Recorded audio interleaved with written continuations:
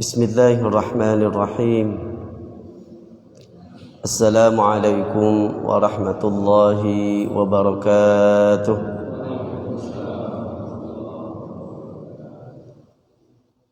Innal hamdalillah nahmaduhu wa nasta'inuhu wa nastaghfiruh wa na'udzu billahi min shururi anfusina wa sayyiati a'malina. May yahdihillahu fala mudilla lahu wa man yudlilhu fala hadiya lahu. Asyhadu an la ilaha illallah wahdahu la syarika lahu wa asyhadu anna sayyidana wa nabiyyana Muhammadan abduhu wa rasuluhu la nabiyya ba'dah. Allahumma salli wa sallim wa barik ala sayyidina wa nabiyyina Muhammadin wa ala alihi wa sahbihi ajma'in. Subhanaka la ilma lana illa ma 'allamtana innaka antal alimul hakim. Rabbana zidna ilman warzuqna fahman birahmatika ya arhamar rahimin. Amma ba'du, hadirin jamaah yang dimuliakan oleh Allah Subhanahu wa taala. Alhamdulillah wa syukru ala ni'amillah. Kita masih terus diberikan banyak nikmat oleh Allah Subhanahu wa taala. Dan hadirnya kita di sini mudah-mudahan ini merupakan rasa syukur kita. Ya, rasa syukur kita terhadap nikmat yang telah Allah berikan kepada kita. Salah satunya adalah dengan melaksanakan ibadah kepada Allah. Itu salah satu bukti syukur kita. Ya. Juga menggugurkan kewajiban. Ya, kewajiban kita melaksanakan salat, juga thalabul ilmi. Ya, sering saya sampaikan di beberapa kajian itu, ya thalabul ilmi, menuntut ilmu itu wajib juga. Jadi jangan sampai kita hanya berpikir yang wajib itu salat, zakat, puasa. Ya. Menuntut ilmunya pun itu wajib. Khususnya ilmu yang akan kita kerjakan ibadahnya tersebut. Ya, jadi kita kalau mau sholat, ya kita wajib belajar sholat. Kalau kita mau sudah nyampe nisab zakat, kita mau zakat, ya kita wajib belajar zakat. Ya, begitupun ibadah yang lain, muamalah dan lain sebagainya. Baik hadirin jamaah yang dimuliakan oleh Allah Subhanahu wa taala, lanjutkan kajian sirah kita tentang meneladani akhlak Rasulullah sallallahu alaihi wasallam. Insyaallah kita akan masuk kepada akhlak Rasulullah, dan sifat Rasulullah selanjutnya adalah dermawan. Al-karam, al-jud wal karam.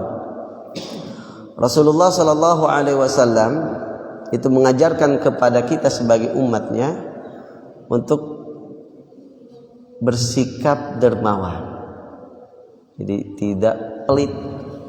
Ya.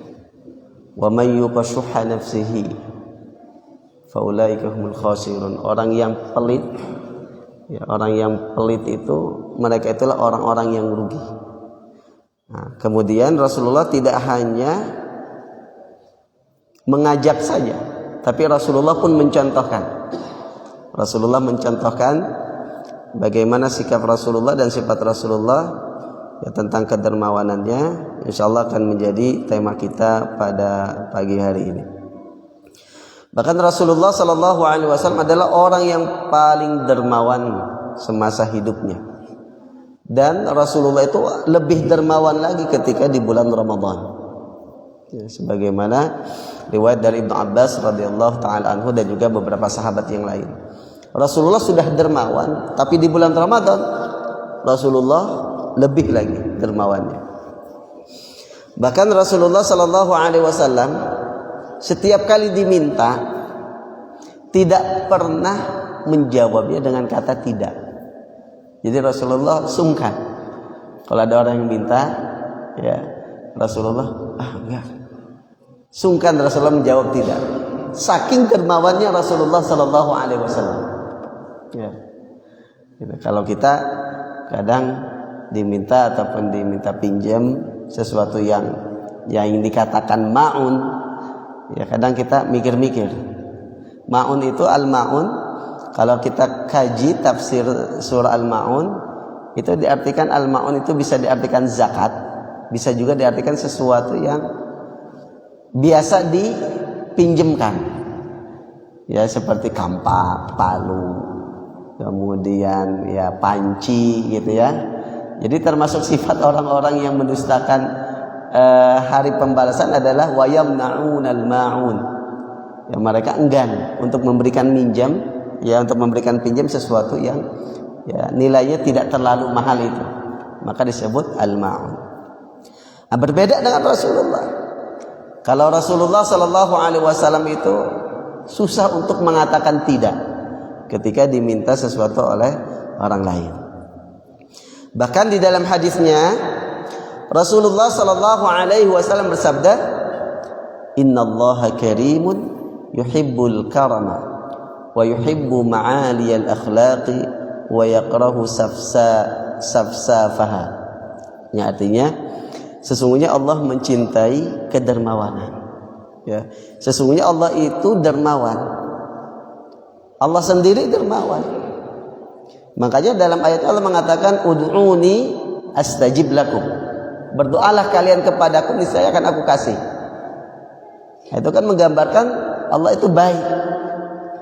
Cuman kadang ketika kita berdoa tapi doa kita belum dikabul, belum dijabah oleh Allah, nah, itu jangan sampai kita seuzon. Bukan berarti Allah pelit, enggak. Bukan berarti Allah bohong, padahal Allah mengatakan ud'uni astajib lakum. Bukan berarti Rasulullah Shallallahu Alaihi Wasallam itu bohong, padahal Rasulullah menerangkan kalau kalian butuh sesuatu mintalah kepada Allah. Ketika kalian butuh pertolongan, mintalah pertolongan kepada Allah. Ya. Tapi ada sebuah hadis Rasulullah Shallallahu Alaihi Wasallam yang menyatakan bahwa ketika seorang hamba berdoa kepada Allah, itu ada 3 kemungkinan. Pertama, diijabah langsung. Ya, ada yang seperti itu. Mungkin kita pun pernah merasakan. Ya, kita pun pernah merasakan. Mungkin kita merasa ataupun tidak terasa. Itu adalah jawaban dari doa kita. Ya, saya pernah mengalami nggak lama, sekitar ya 10 hari ke belakang itu. Jadi saya ke bank BSI itu, kemudian pakai motor, saya bawa laptop ini di tas. Kemudian pas parkir, laptopnya ini saya taruh di motor orang, karena saya ngambil helm, kemudian ini, ya. Kemudian saya jalan. Saya mau ke pesantren Darul Mizan, ya, tempat pesantren yang kami sedang rintis di daerah Tenjolaya, di dekat Aldepos itu, karena ada pembangunan di sana. Saya udah ini, itu banknya itu di Jalan Baru ya, di Jalan Soleh Iskandar BSI situ. Saya sudah sampai Bubulak. Setelah jembatan situ, jembatan Bubulak, baru ingat, astagfirullahaladzim, laptop saya. Saya sudah pasrah. Saya hanya berdoa kepada Allah, ya Allah, kalau memang milik saya, ya nggak akan kemana. Saya baca sholawat di jalan untuk balik ke bank itu. Ya, yang saya pikir itu di sini banyak file yang ya menurut saya penting itu ya, menurut saya penting dan sebagainya. Sepanjang jalan saya doa, hasbiyallahu wa ni'mal wakil, hasbiyallahu wa ni'mal wakil. Saya baca sholawat, ya Allah, kalau memang itu milik saya, ya Allah, amankan. Ya, di jalan itu sampai deg-degan gitu ya, sampai ketika sudah mau nyampe bank itu saya nggak mau langsung lihat. Ya, akhirnya saya noleh, alhamdulillah tasnya masih ada. Tapi kan belum aman, Pak, belum aman. Tasnya ada, belum tentu laptopnya juga ada kan. Akhirnya saya mendekat. Saya ini tukang parkir yang tadi ada. Oh, ini tasnya AA. Kirain tas siapa gitu. Tepat, laptop ini tidak beranjak sedikit pun, tetap berada di atas motor tersebut. Alhamdulillah, berarti Allah langsung mengijabah doa. Ya mungkin Bapak jamaah sekalian pun pernah merasakan ketika berdoa Allah langsung mengijabah. Ya, itu kemungkinan yang pertama, dan mungkin itu yang kita harapkan. Ya, Kita berdoa, Allah mengijabah langsung. Ya. Kemungkinan yang kedua, Allah tidak mengijabah langsung, akan tetapi Allah Subhanahu wa taala ya mengakhirkannya nanti. Atau Allah Subhanahu wa taala menjadikannya itu sebagai pahala untuk kita. Cuman ini yang mungkin kita tidak rasakan secara langsung manfaatnya. Pasti kita kecewa. Seperti misalkan kasus saya tadi, ketika saya banyak berdoa di jalan, ya Allah, ya Allah, ya Allah, tapi ternyata laptopnya pas nyampe nggak ada misalkan, pasti kecewa. Ya. Dan kemungkinan besar kita, ya Allah nggak mengijabah doa saya. Ya. Padahal Allah Subhanahu wa taala itu memiliki skenario lain. Doa kita ditabung oleh Allah untuk tambahan pahala di akhirat nanti. Itu kemungkinan yang kedua. Ya. Kemudian kemungkinan yang ketiga, kata Rasulullah dalam hadisnya, Allah Subhanahu wa taala jadikan doa kita itu sebagai benteng untuk diri kita dari musibah yang akan Allah turunkan kepada kita. Mungkin kita pernah suatu ketika dalam sebuah perjalanan ataupun apa, mungkin kita merasakan, astagfirullahaladzim, alhamdulillah nggak jadi kecelakaan. Bisa jadi itu adalah berkat doa kita yang tidak langsung diijabah oleh Allah Subhanahu wa taala. Makanya kita jangan langsung suudzon kepada Allah ketika doa kita tidak dikabul oleh Allah Subhanahu wa taala. Ya, kita terus berdoa, ada yang Allah langsung ijabah, ada yang Allah tabungkan untuk pahala kita kelak, ada yang Allah jadikan sebagai benteng kita dari musibah. Nah, maka Allah Subhanahu wa taala pun bersifat dermawan. Nah, maka Allah Subhanahu wa taala itu dermawan, kemudian mencintai kedermawanan, mencintai hambanya yang memiliki sifat dermawan ini. Juga Allah Subhanahu wa taala mencintai ma'aliyal akhlak, akhlak yang luhur, budi pekerti yang luhur. Dan ini adalah salah satu tujuan diutusnya Rasulullah. Innama bu'ithtu liutammima makarimal akhlak. Sebagaimana yang pernah kita sampaikan ketika di awal mengkaji tentang sirah nabawiyah ini atau tentang sifat dan akhlak Rasulullah sallallahu alaihi wasallam. Wa yakrahu safsafaha. Kata saf-saf itu adalah sesuatu yang hina. Jadi Allah membenci, tidak cinta terhadap akhlak yang buruk. Nah, ini sabda Rasulullah sallallahu alaihi wasallam. Baik hadirin jamaah yang dimuliakan oleh Allah Subhanahu wa taala, pengakuan salah satu sahabat Rasulullah yang bernama Anas bin Malik. Anas bin Malik ini termasuk sahabat yang banyak meriwayatkan hadis karena mengabdikan dirinya untuk Rasulullah. Ya, bahkan ada yang menjulukinya itu khadim. Dia dijuluki dengan kata khadim Rasulullah. Ya, pembantunya Rasulullah karena berkhidmat. Dia mengabdikan dirinya kepada Rasulullah sallallahu alaihi wasallam, maka termasuk sahabat yang banyak meriwayatkan hadis. Beliau menyatakan, Anas bin Malik menyatakan, Rasulullah sallallahu alaihi wasallam adalah orang yang paling baik dan orang yang paling dermawan dan orang yang paling berani. Ya. Sifat kedermawanan dan keberanian Rasulullah ini juga dikisahkan. Suatu ketika di Madinah itu terdapat, ya, di tengah malam kalau nggak salah, itu terdapat suara yang aneh, suara yang tidak terdengar biasanya. Kemudian orang-orang itu mau keluar takut. Kemudian karena suara ini terus menerus, ya, suara ini terus menerus terdengar. Setelah beberapa saat, lalu mereka pun memberanikan diri dengan banyakan untuk melihat ke sumber suara tersebut. Ketika mereka berangkat untuk menuju sumber suara tersebut, mereka bertemu dengan Rasulullah yang sudah kembali. Ya.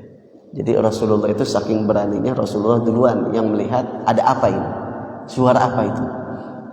Ya. Jadi Rasulullah mendahului orang-orang untuk melihat ke sumber suara. Lalu Rasulullah pun mengatakan, kalian ini gimana?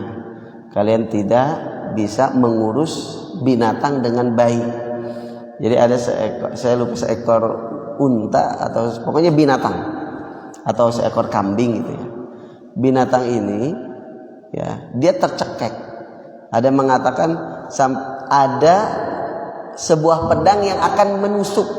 Entah gimana caranya, entah pedangnya ditaruh di pundaknya ataupun apa, di lehernya. Pokoknya dalam kisah tersebut pedang itu akan hampir menusuk binatang tersebut. Sehingga dibereskan oleh Rasulullah Sallallahu Alaihi Wasallam. Ya. Nah, kemudian Rasulullah mengatakan, ini unta ini bagus, tapi kalian tidak memeliharanya dengan baik. Artinya sembarangan. Kalau saja terlambat, nah itu bisa mencelakakan binatang tersebut. Nah, itu adalah salah satu keberanian Rasulullah Sallallahu Alaihi Wasallam. Baik hadirin jamaah yang Allah Subhanahu Wa Taala, ada beberapa kisah dan kejadian yang menunjukkan tentang kedermawanan Rasulullah Sallallahu Alaihi Wasallam. Di antaranya adalah ada seorang wanita. Seorang wanita ini dia menenun sebuah pakaian dan disebut burdah. Ya, burdah itu semacam apa ya? Semacam kalau Bapak lihat Imam Masjidil Haram, ya, suka ada kain tipis yang menutupinya itu. Nah, itu ada yang mengatakan itu burdah itu. Ya. Nah, kemudian wanita ini dia yang menenun sendiri, yang menjahitnya. Lalu dia datang membawa burdah itu kepada Rasulullah Sallallahu Alaihi Wasallam. Lalu wanita ini pun berkata, saya yang menenunnya ya Rasulullah dengan tangan saya sendiri. Dan saya datang untuk supaya burdah ini dipakai olehmu ya Rasulullah. Lalu Rasulullah Sallallahu Alaihi Wasallam pun mengambilnya, dan memang Rasulullah pun membutuhkannya. Ya. Waktu itu Rasulullah memang membutuhkannya. Kemudian sehingga Rasulullah Sallallahu Alaihi Wasallam pun memakainya. Dalam satu riwayat dijadikan sebagai izar, yattaziru bihi. Ya, sebagai penutup. Izar itu penutup dari pusar ke bawah. Itu disebut izar. Ya kalau kita sekarang sarung. Ya. Jadi izar itu penutup dari pusar ke bawah. Ya kalau kita berarti sekarang sarung. Kemudian Rasulullah Sallallahu Alaihi Wasallam pun keluar menggunakan burdah tadi, kain tadi, yang digunakan oleh Rasulullah sebagai izar. Lalu ada seseorang yang menyanjung Rasulullah Sallallahu Alaihi Wasallam dan menginginkan burdah tadi. Padahal burdah tadi baru dikasih oleh seorang wanita, dan Rasulullah pun butuh. Ya, pada waktu itu Rasulullah membutuhkan kain burdah tersebut. Nah, sehingga orang tersebut itu dibuli oleh sahabat yang lain. Ya, dibuli kenapa?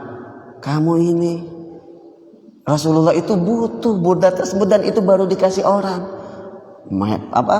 Pengen mau aja, ya main pengen aja, ya. Kamu tahu sendiri Rasulullah itu nggak pernah nolak. Ya, Rasulullah nggak pernah nolak ketika diminta. Kamu nggak tahu diri, aja orang tadi dibuli, ya. Orang tadi dibuli oleh sahabat yang lain. Karena sahabat tahu Rasulullah memang butuh.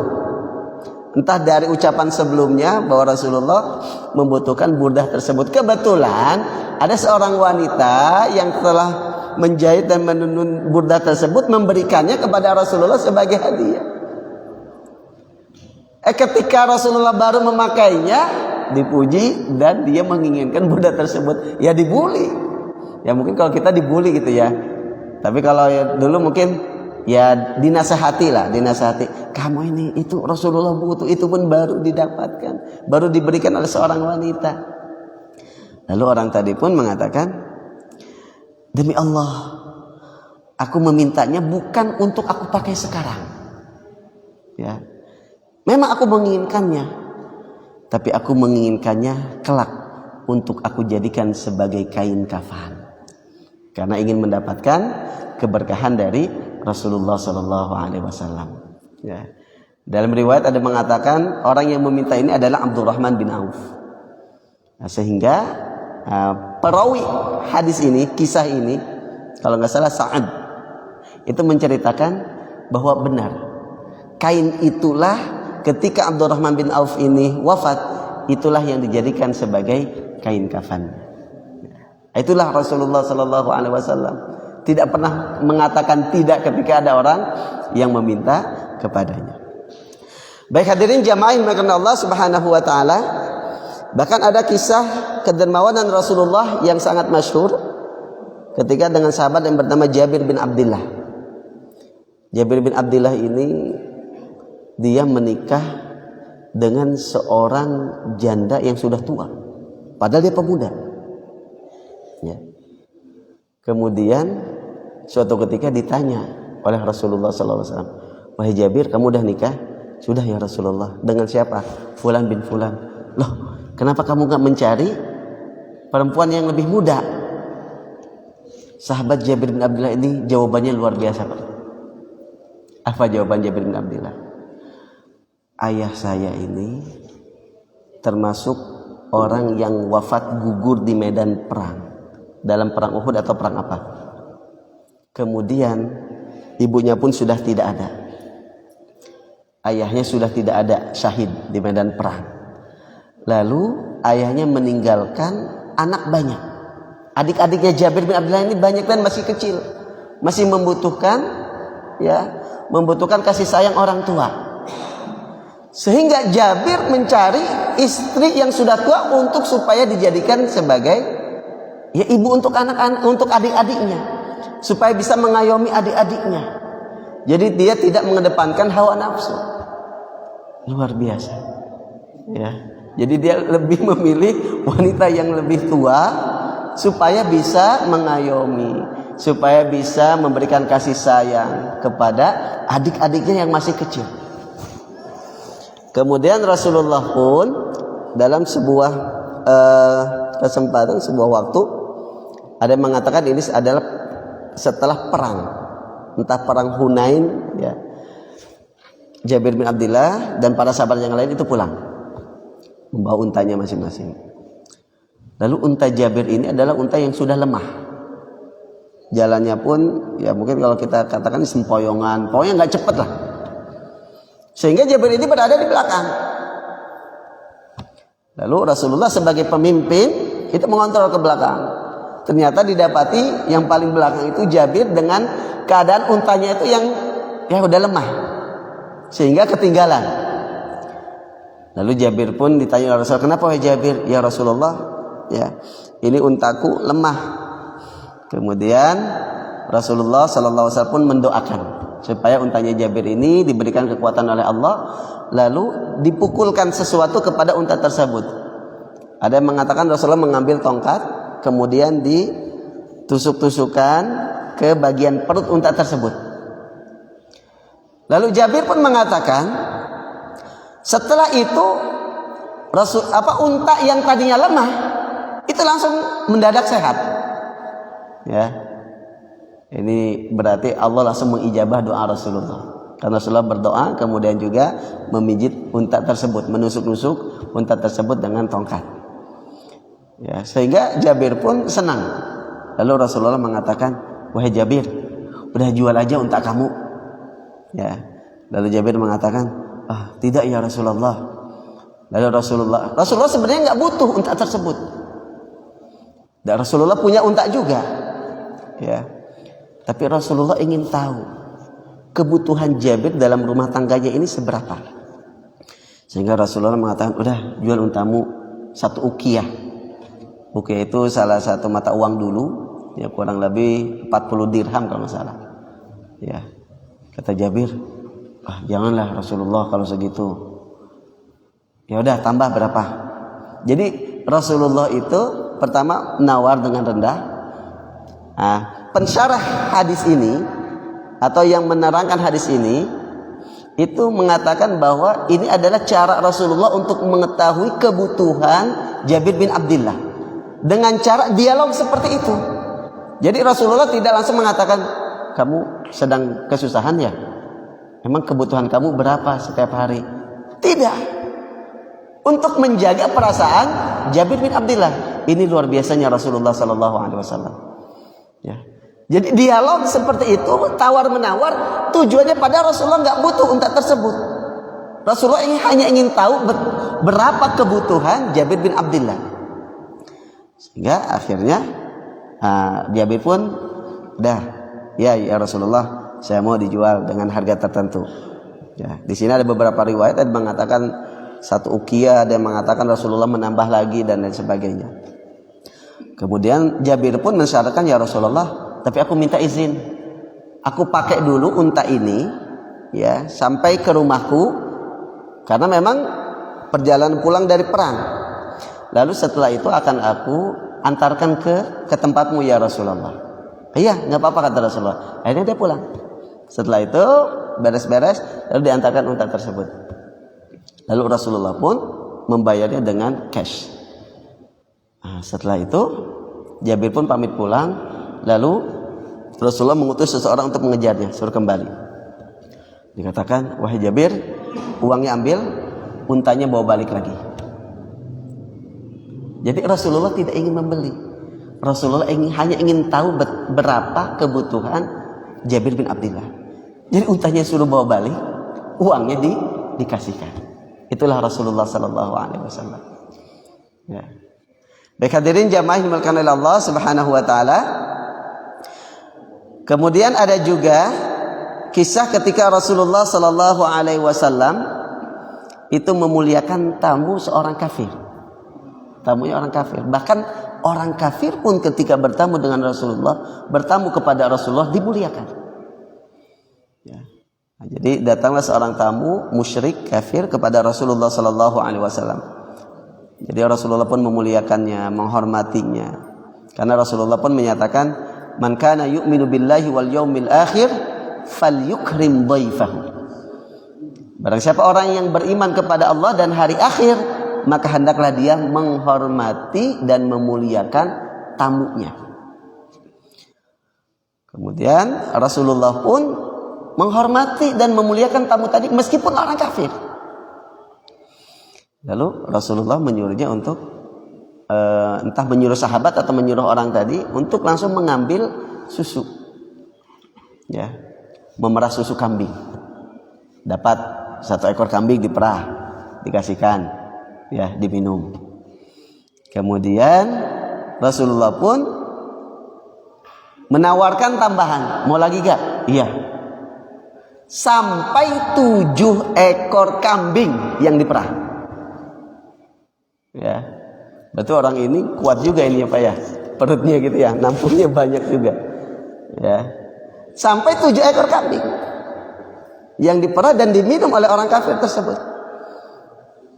Sehingga orang kafir ini terkesan dengan kedermawanan Rasulullah Sallallahu Alaihi Wasallam.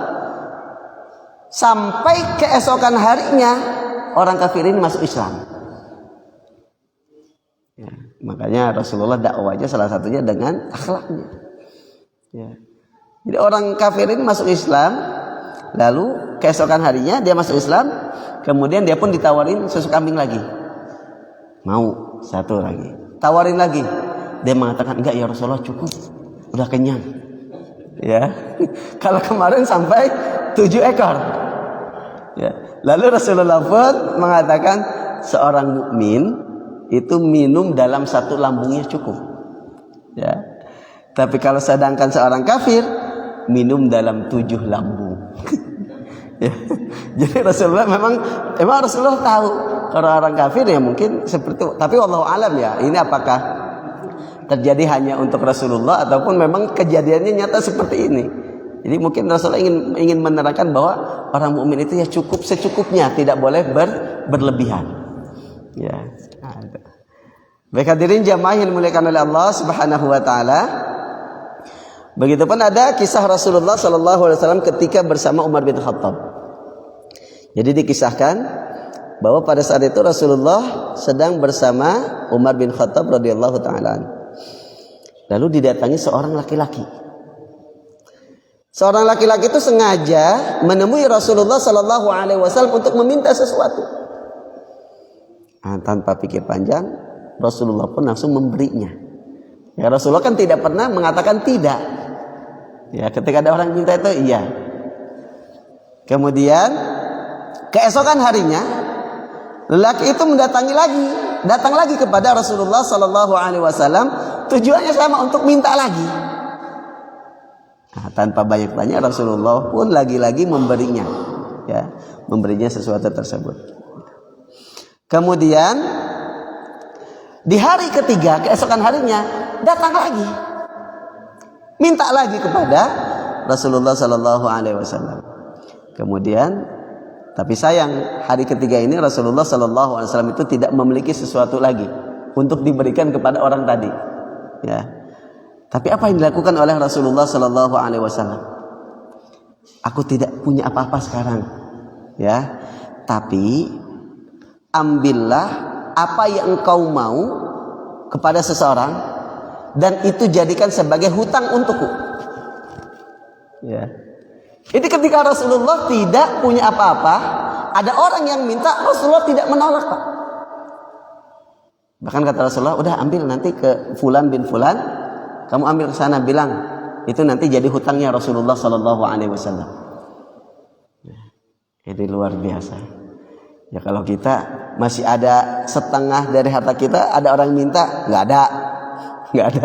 Tapi Rasulullah sampai ketika tidak ada sesuatu yang bisa diberikan, lalu ada orang yang minta, suruh ngutang kepada orang lain, dan itu akan dibayar oleh Rasulullah sallallahu alaihi wasallam. Makanya betul perkataan Anas bin Malik tadi di awal yang kita sampaikan, Rasulullah adalah orang yang paling dermawan, ya, sehingga nanti banyak diikuti oleh para sahabatnya. Abu Bakar As-Siddiq, Utsman bin Affan, Umar bin Khattab, itu dermawan semua, ya, dan juga sahabat-sahabat yang lain, ya.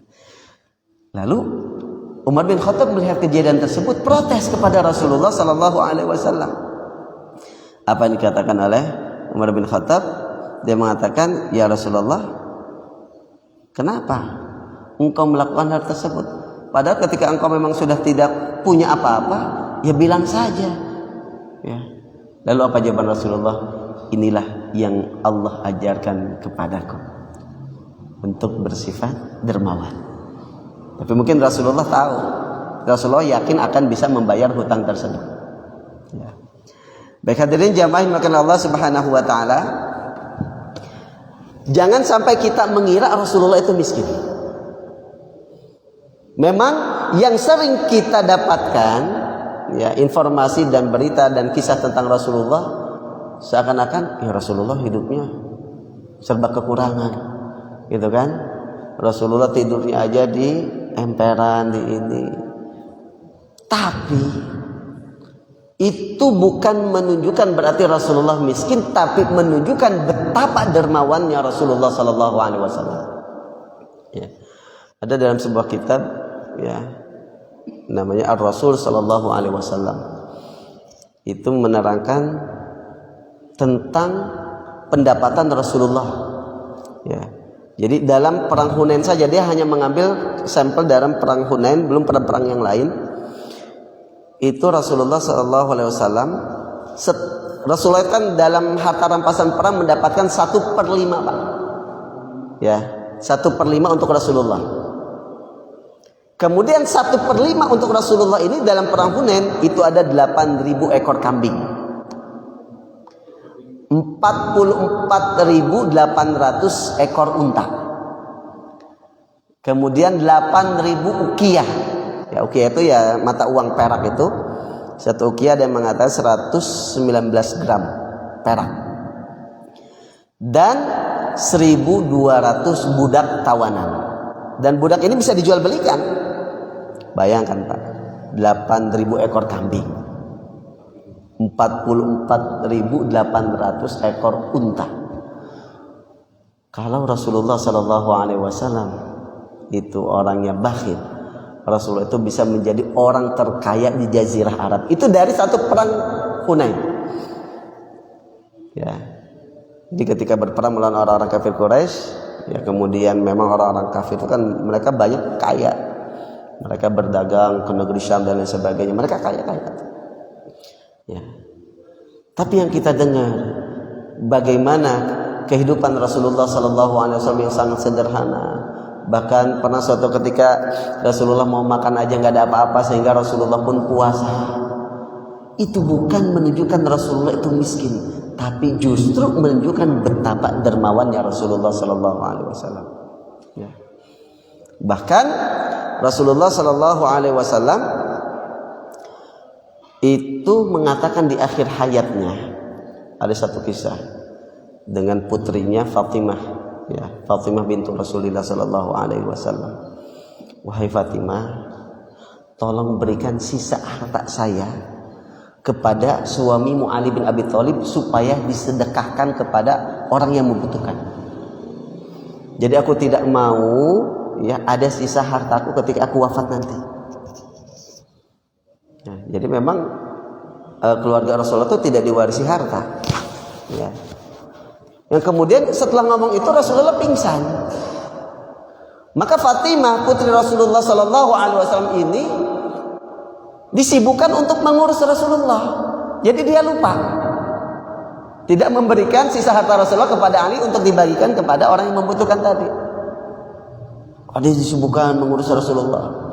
Ketika Rasulullah sadar, kemudian ingat lagi, nanya lagi kepada putrinya, wahai Fatimah, sudah dikasihkan belum kepada Ali? Ya Rasulullah, saya lupa. Lalu setelah ngomong itu Rasulullah pingsan lagi. Sehingga Fatimah pun disibukkan untuk mengurus Rasulullah Sallallahu Alaihi Wasallam sampai 3 kali, sampai akhirnya Fatimah pun ya ketika ingat ya dia segera memberikan kepada suaminya Ali bin Abi Thalib untuk dibagikan. Jadi Rasulullah tidak ingin ada harta yang tersisa. Ya, itulah kedermawanan Rasulullah Sallallahu Alaihi Wasallam. Ya, maka Rasulullah Sallallahu Alaihi Wasallam adalah orang yang paling dermawan. Ya kita mungkin kalau untuk mengikuti Rasulullah 100% kayaknya ya masih banyak setannya mungkin di kita Pak ya. Kita misalkan di akhir hidup kita misalkan saya tidak mau ya anak-anak saya sudah kebagian misalkan ini, udah sisanya saya sedekahkan aja lah ya ke siapa. Itu bagus saja. Karena ketika harta kita makin sedikit, yang dihisabnya pun makin sedikit. Justru harta kita yang abadi itu harta kita yang kita sedekahkan. Mana qasad sadaqatun min malin. Ya. Sedekah itu tidak akan mengurangi harta sedikit pun. Memang secara matematika ya kita punya uang 1 juta kita sedekahkan 100.000 ya berkurang jadi 900. Tapi pada prakteknya ya pada kenyataannya justru Allah akan menambah tambahan kepada kita lebih banyak. Ya cuma lagi-lagi ya kita masih harus berseteru dan berperang dengan hawa nafsu kita, dengan setan kita. Kadang ada keropak lewat, di kantong ada yang warna merah, ada yang warna biru, ada yang warna apa lagi, hijau, ungu, coklat, abu. Kira-kira yang mana Pak yang dikeluarin? Ya, dijawab masing-masing. Ya, itulah. Karena memang kita selalu diintai, selalu digoda oleh syaitan. Baik hadirin jamaah yang dimuliakan oleh Allah Subhanahu wa taala, mungkin itu saja yang bisa kita kaji bersama tentang bagaimana sifat dermawannya Rasulullah Sallallahu Alaihi Wasallam. Mudah-mudahan kita pun bisa ya mengikutinya.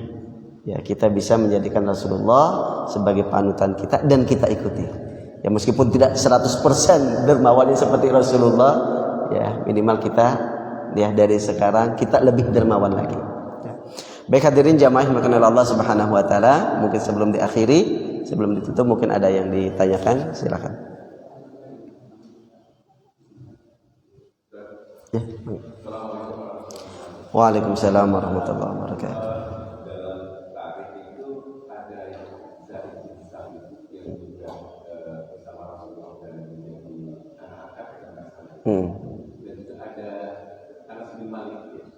Apakah itu terjadi dalam suatu periode atau enggak? Karena saya pernah mendengar bahwasanya Anas bin Malik itu bersama Rasulullah itu kalau nggak salah di umur 10 tahun dan itu beliau sudah menjadi pelayan Rasulullah dan ketika ibunya datang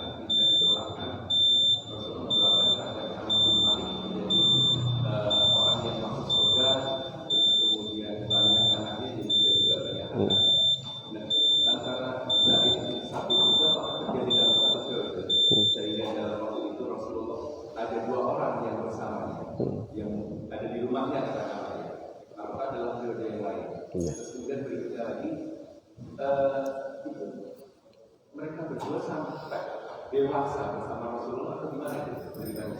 Ya, baik. Setahu saya bukan Zaid ibn Thabit tapi Zaid ibn Harith. Ya, Zaid ibn Harith. Karena Zaid ibn Thabit itu salah satu penulis wahyu dan dia sudah dewasa ketika awal-awal Islam itu sudah dewasa. Zaid ibn Harith. Ya. Bahkan Zaid ibn Harith itu akan dijadikan sebagai anak angkat Rasulullah tapi ditegur oleh Allah dalam Al-Qur'an. Itu ada. Untuk periodenya saya tidak tahu pastinya, ya. Tapi memang ada beberapa sahabat yang mengabdikan dirinya kepada Rasulullah Sallallahu Alaihi Wasallam. Ya, jadi para sahabat itu ketika mereka ada yang tinggal di rumah masing-masing, tapi sering datang ke rumah Rasulullah Sallallahu Alaihi Wasallam. Ya, jadi ketika Rasulullah mau kemana itu diikutin. Ya bukan hanya Anas bin Malik, bukan hanya Zaid bin Thabit ataupun Zaid bin Harith, tapi beberapa sahabat yang lain pun sama. Dan mereka sering berkumpul. Ya, sering berkumpul karena mungkin ya jarak rumahnya nggak terlalu jauh ya. Ya mungkin masih dalam komplek ya di Madinah itu. Ya, jadi kalau untuk rentang waktunya saya kurang tahu apakah bersamaan ya ataupun tidak. Kemudian mereka itu mereka ada yang tinggal bersama Rasulullah ya seperti Ali bin Abi Thalib itu ketika kecil itu dan Abdullah bin Abbas itu banyak tinggal dengan Rasulullah karena memang masih ada hubungan saudara. Ya, kalau yang lainnya mereka masih bertemu dengan Rasulullah tapi kalau untuk tinggal mungkin tidak. Ya, karena mungkin sudah bukan mahram dari istri-istri Rasulullah Sallallahu Alaihi Wasallam seperti itu. Ya, untuk pastinya berapa lamanya saya kurang tahu. Seperti itu. Ya, tapi para ulama banyak menjuluki Anas bin Malik ini sebagai khadim Rasulullah Sallallahu Alaihi Wasallam, orang yang mengabdikan dirinya kepada Rasulullah Sallallahu Alaihi Wasallam. Ya termasuk Abu Hurairah. Abu Hurairah itu termasuk orang yang banyak meriwayatkan hadis. Kalau dari wanita itu adalah istri Rasulullah Aisyah. Ya, Aisyah Ummul Mukminin radhiyallahu anha itu wanita yang paling banyak meriwayatkan hadis. Karena memang hidup bareng bersama Rasulullah Sallallahu Alaihi Wasallam. Ya. Baik hadirin jamaah yang dimuliakan oleh Allah Subhanahu wa taala, mari kita akhiri dengan doa. Allahumma shalli ala Muhammad wa ala ali Muhammad walhamdulillahi rabbil alamin.